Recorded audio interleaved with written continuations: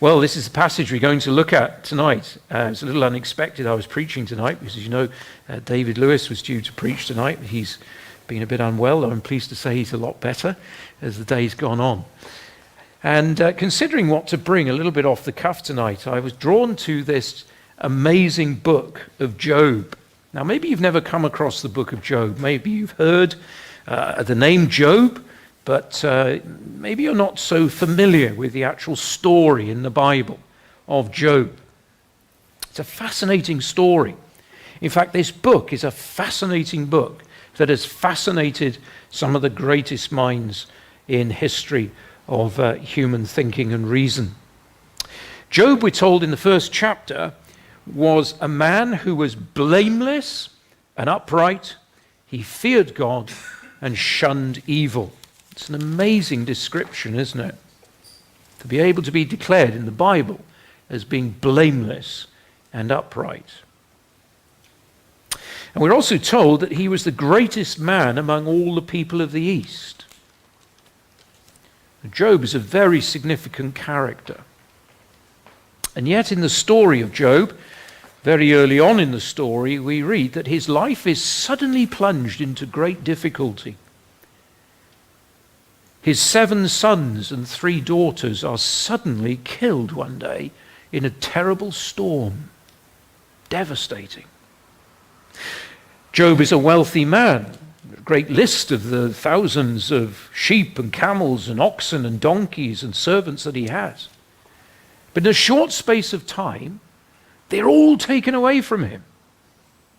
So he loses his children. He loses his wealth, his business, his security. And eventually in this book we find that he loses his health in a most dreadful way.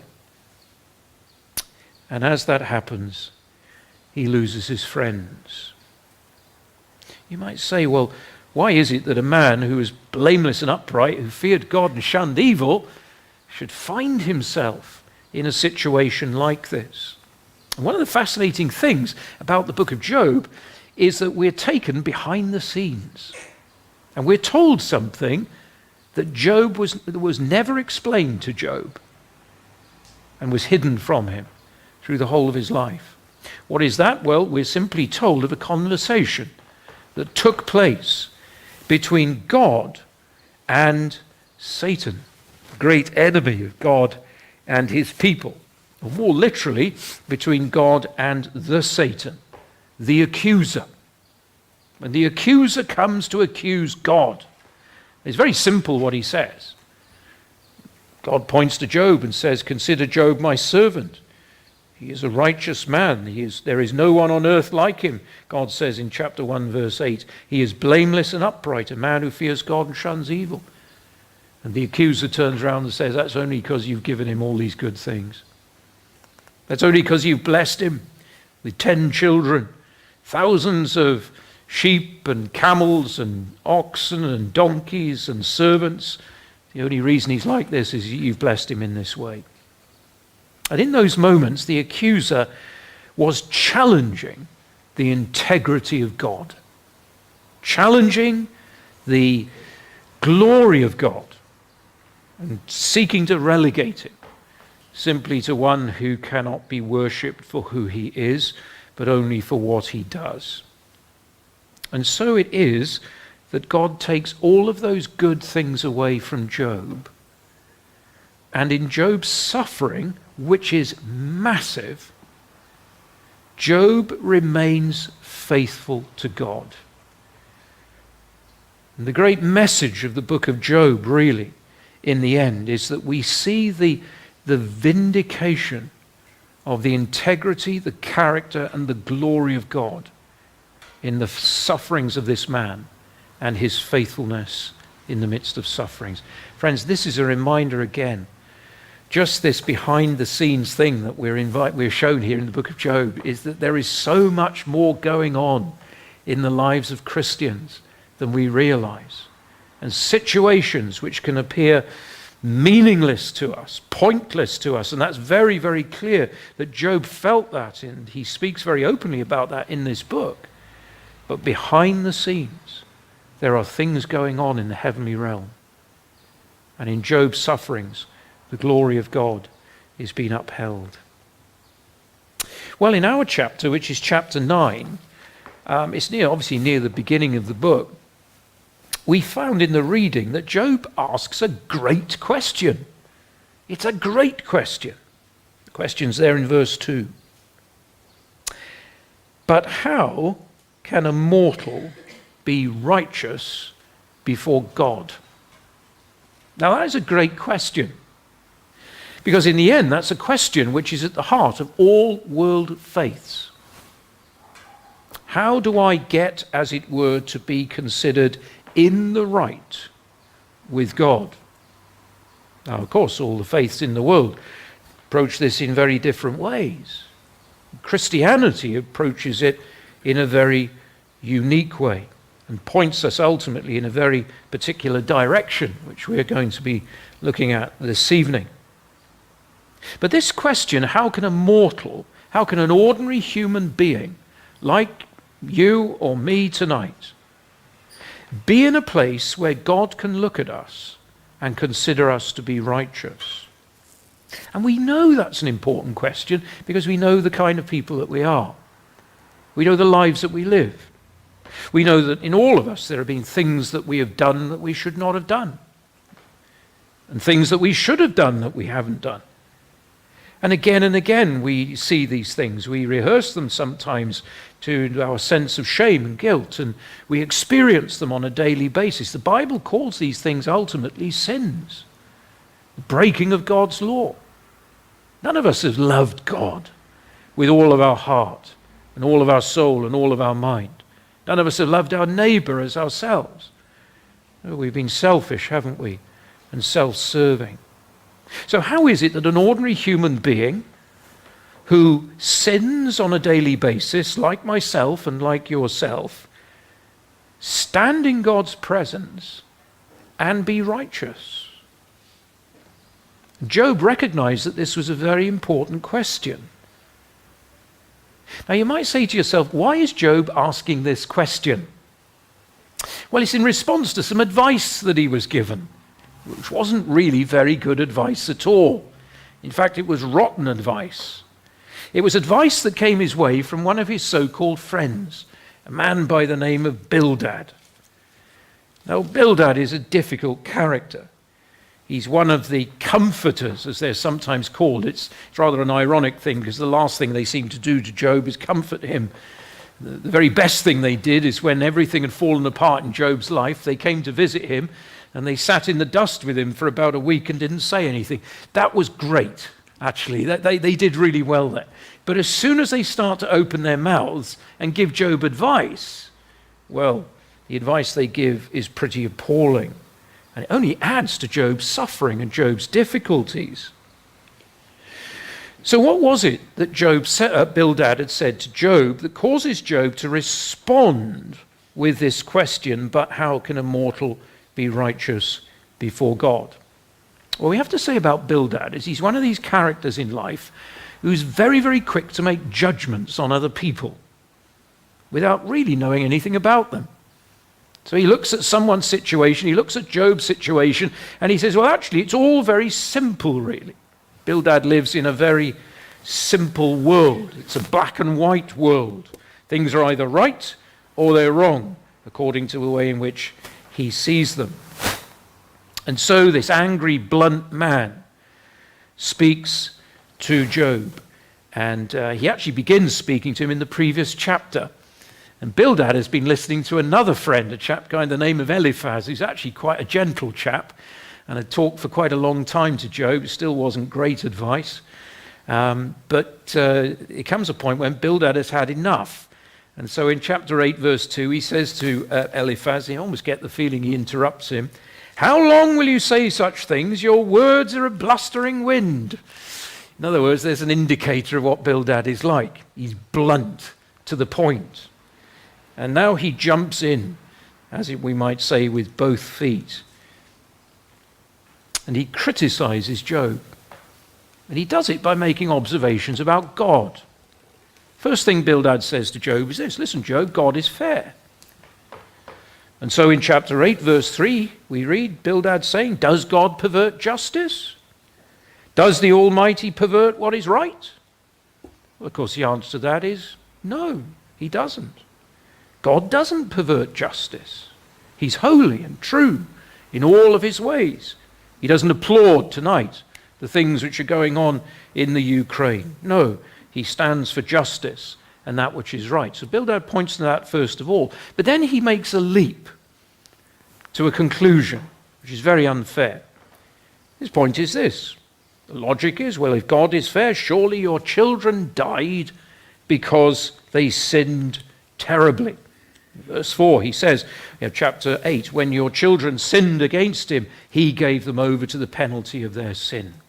In other words, in Bildad's view of the world, only bad things ever happen to bad people.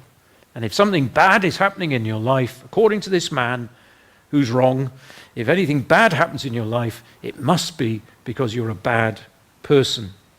He has no room in his life for what we might call unexplained suffering, which is Job's experience. And then he turns to Job.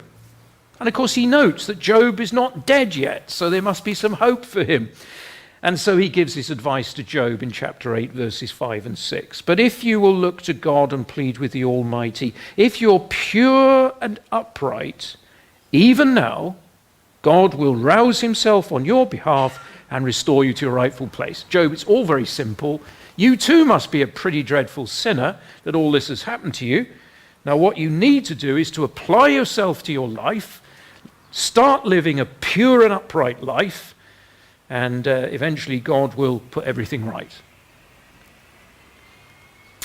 You see, the tragedy about Bildad and his terrible advice is that there is no place for grace in Bildad. Everything is about how we live. So if we live well, we'll be blessed, and if we sin, we'll be punished in a very simple way. And Job's suffering, he concludes, must be because he has sinned. Now, Bildad is wrong. He is badly wrong, because as God has already declared in chapter 1 that Job was blameless and upright, and he feared God and shunned evil.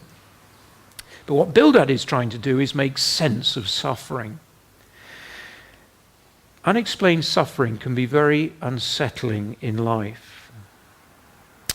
Why do bad things happen to good people? We can feel threatened by that sometimes, deeply and profoundly. And we want answers. And so Bildad tries to construct his own universe and to give his own answers. You just have to plead with the Almighty. Clean up your act, and everything will be all right. So it is in response to this that Job asks our great question. As he kind of turns to to Bildad, and he says in verse 2 of our chapter, indeed I know that this is true, but how can a mortal be righteous before God? How can anyone set themselves to living in such a way that their life is pure enough and upright enough for God? That's a great question, isn't it? A great question. You ever had that experience? Maybe you're not a Christian yet, and you have that experience of saying, well, I've really got to tidy up my life. I've got to stop, some of the things I say, some of the things I do. I've got to have a more generous attitude towards other people, some of my self-destructive habits and all that sort of thing. And you set yourself to trying to do a bit of, self-improvement. It's almost like self-spring cleaning. And you try, but what happens? Well, you don't go very far. It all comes crashing down. Job is a man of integrity. You see, when this happens, when you fall into this trap of thinking all I've got to do is be a good woman or a good man, a good boy, a good girl, and somehow everything will be all right with me and God, you fall very quickly into the trap of somehow lowering God's standards. We do that, don't we? We say, well, I'm not like these other people. There's an amazing story that Jesus once tells. It's a parable, actually, of two guys going into a temple to pray. And one is a highly religious individual and the other is a real rogue. And the religious chap notices the rogue is there and he points to him while he's praying. He says, actually, I thank you, O God, that I'm not like that fellow over there. We're very good at doing that. We're very good at comparing ourselves to other people. And so you read the stuff in the newspaper about people who do terrible crimes and terrible things, and you say, well, I'm not as bad as they are. Or you hear of somebody in work who's done something terrible, or in school, or whatever it may be, and you say, well, I'm not like them. I'm a good girl, I'm a good boy, I'm a good person. But what are we doing when we do that? We're lowering the standard. You see, Job realizes you can't do that. That's why he says, how can a mortal be righteous before God? You see, here's the issue. You might be righteous before the eyes of your friends. And you might live a good life in the community and be recognized for that. But Job recognizes that that's not the issue. The issue is, how can we be righteous before God? Which brings us then very quickly to a question, which is, who is God? What is his standard? It's a very important question to ask. You see, our temptation is that we can make a God in our own image and likeness, a God we can control. You know, a sort of character who we wheel out at Christmas so we can all have a great time and a bit of time off work. Or we wheel him out when we're sitting in the waiting room in the doctor's surgery, or we've had a bit of bad news, or we're a bit unsure what to do. Or maybe on some of the high points in life, the birth of a child or something like that, thoughts might drift towards God. But generally, most of the time, he's redundant. It's a God in our own image. You see, the question, who is God? Who is God really? Is a critical question. And Job in this chapter turns his attention to it in a remarkable way. He gives us a series of statements about God which are really helpful. He says this in verse 4 about God. God's wisdom is profound. His power is vast. Who has resisted him and come out unscathed? He recognizes there that God is both to be admired for his wisdom and feared because of his power. He goes on to make a series of other observations about God, and this he does by pointing us in the direction of the wonders of creation. I don't know about you what it is about Sundays, but quite often on the television on a Sunday evening there's programs about nature or about places you can visit and the beauties of the natural world. I think there's something quite appropriate about that on the Lord's Day. Job points us in this direction, but he points us in this direction that by looking at creation, we might understand things about God. So in verse 6, he says about God, he's the one who shakes the earth from its place and makes its pillars tremble. So when there's an almighty earthquake, who is the one who's really behind that? It's not plate tectonics or whatever you want to say. Ultimately, he says, it's God. You ever been in an earthquake? I slept through one once in California. I was very disappointed. And I got up in the morning and the folks at breakfast said, did you feel that in the night? Did you feel the earthquake? I said, no, sorry, I slept through. Though I do remember living in Yorkshire at one point, there was a tremor in the house. And there was one here a few years ago as well, more locally. But who's behind that? Who's behind the great upheavals in the natural world? The Bible makes it clear. It's God. Verse 7, he speaks to the sun and it does not shine. Who's behind the eclipse, the solar eclipse, ultimately? Oh, you can talk about alignments, planets and all this sort of thing and physics and all that. And of course, all those things are there. And when we study those things, we're only thinking God's thoughts after him and seeing his fingerprints that he's left on creation. But the point Job is making is that the one who's behind such massive things as the sun being blotted out, the earth being shaken, is God. Verse 8, he alone stretches out the heavens and treads on the waves of the sea. And then in verse 9, he points to the stars and he gives names to constellations that we're familiar with, the Bear, Orion, Pleiades, the constellations of the south. And he says, he is the one who has made these things. I saw a program the other day on the television, and it was about the Hubble telescope. They're looking at these fantastic pictures, and they say this is the furthest we can look into the universe, and each one of these dots is a galaxy. And you look at all of that, and Job is reminding us, God made all of this. So how can a mortal be righteous before God? You see the context. The heavens declare the glory of God. The skies proclaim the work of his hands. And when we see these things, we recognize he is almighty. Almighty. And out goes the question again, how can a mortal be righteous before God? Job also shows us that God's way of working is very different. Curious little statement, isn't it, in verse 11?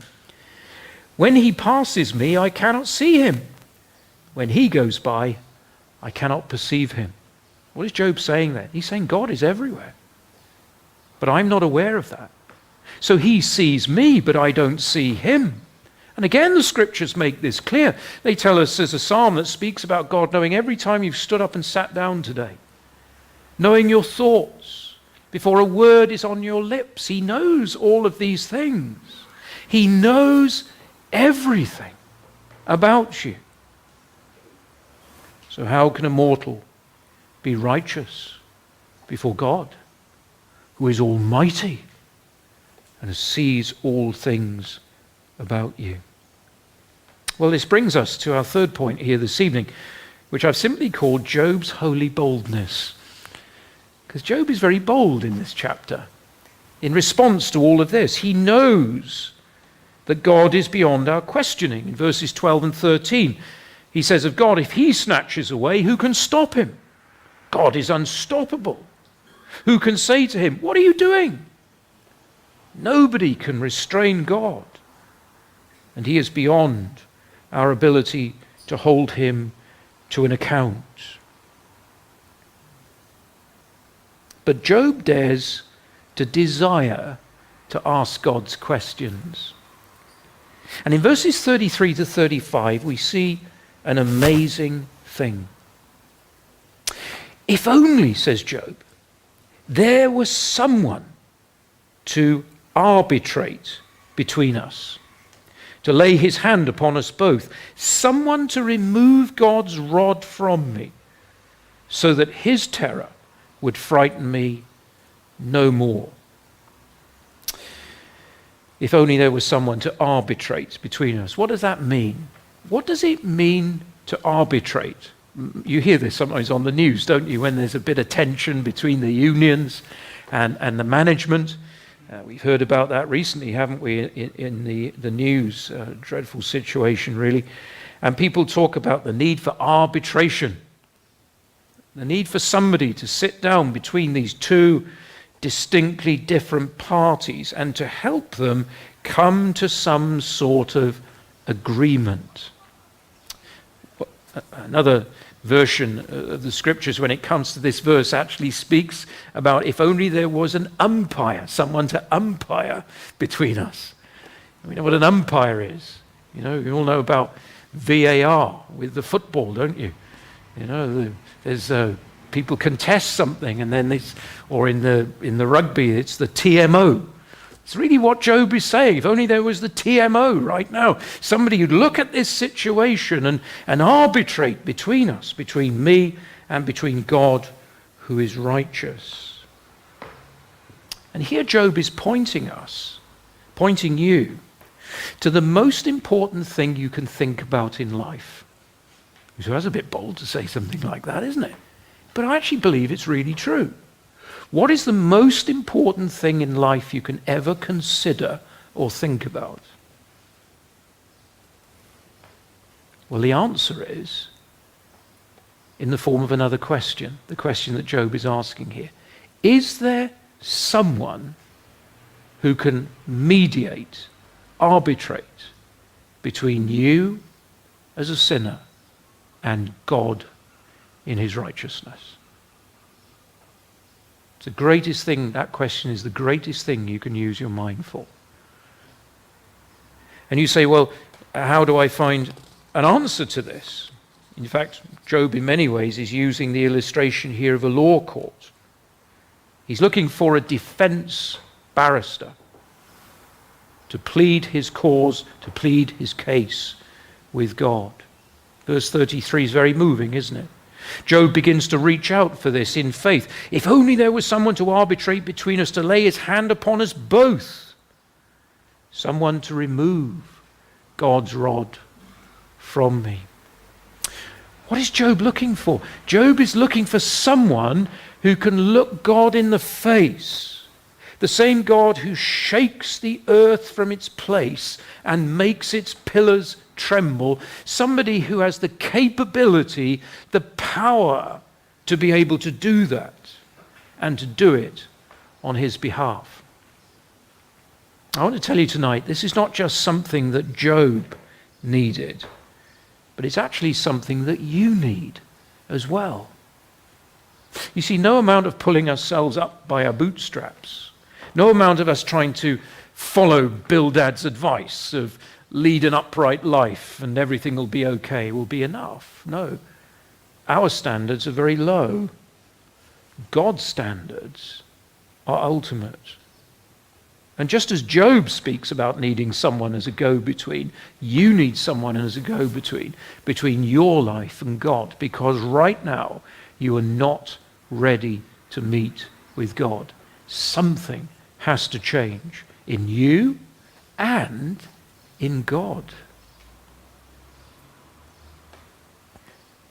So we need a go-between who's powerful enough, someone who has the right to do this, and someone who cares enough about us to do this. Now, Job is bold enough to dream of this, but I want to tell you tonight, you don't have to dream, because there is someone who can do this. Who is this? Who is this person? Well, very simply, the Bible makes it clear.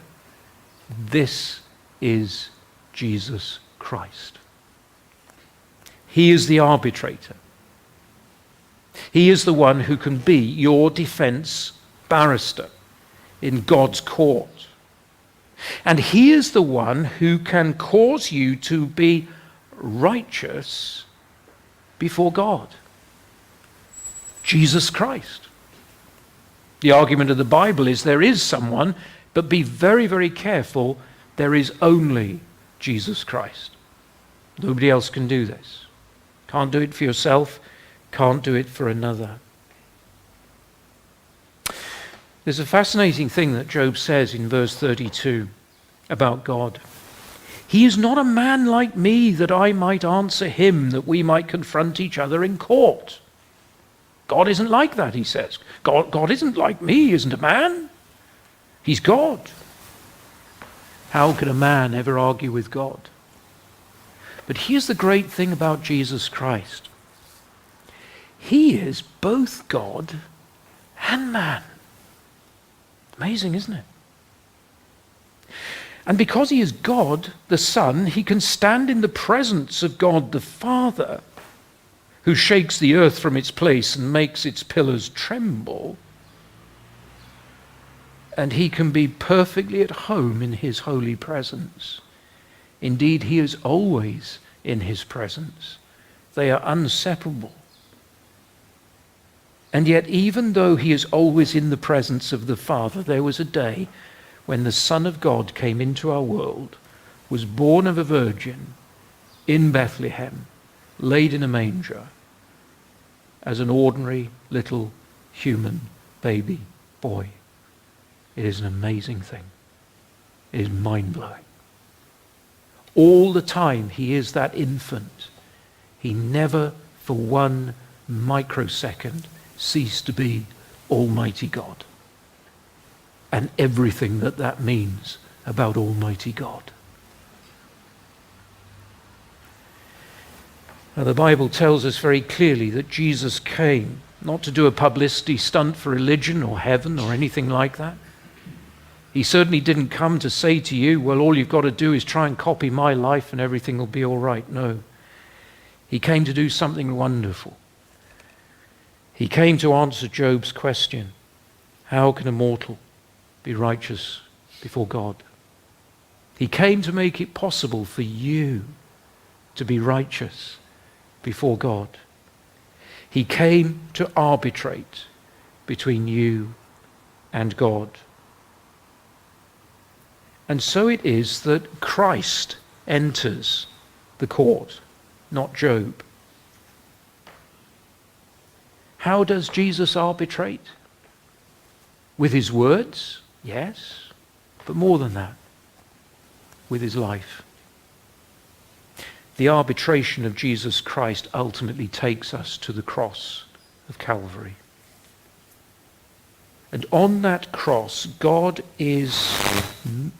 the Son is mediating. He is arbitrating. He is coming in between the holy, eternal justice of the Father and our essential sinfulness.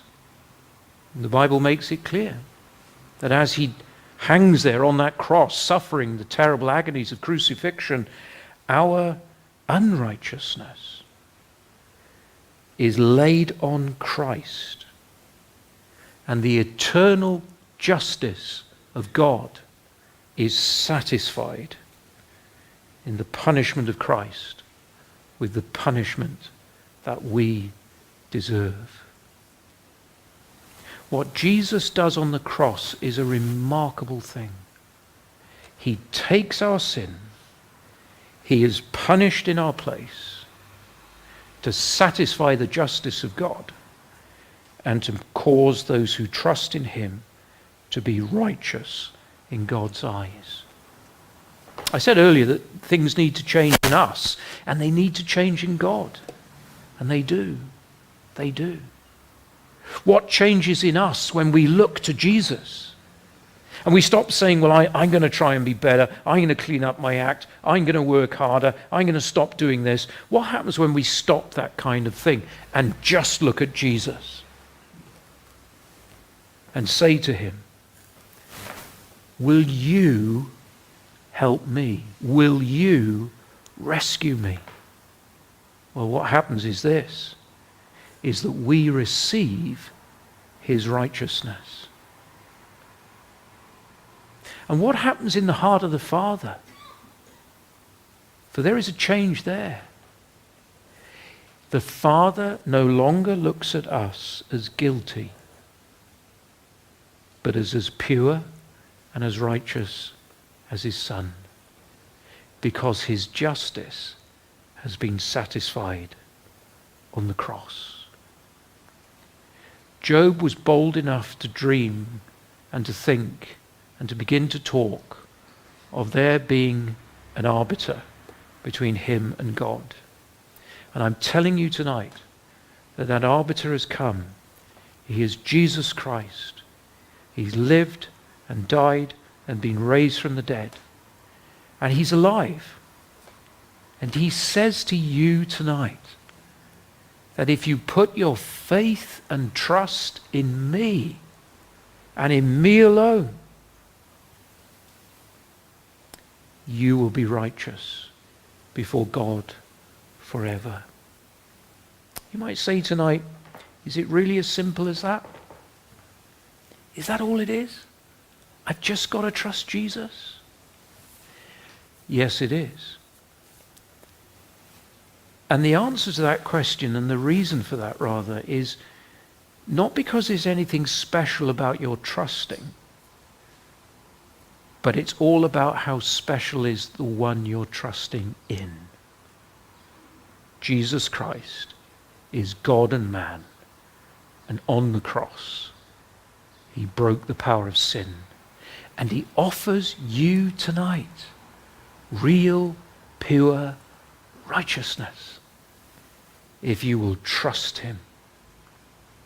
Jesus once referred to himself as being the door And I remind you tonight, the door is open. The way to righteousness and purity and being at peace with God is open tonight. The door is open for you. And you can go in and receive all of these things freely because he died on the cross and was raised from the dead that you might have life.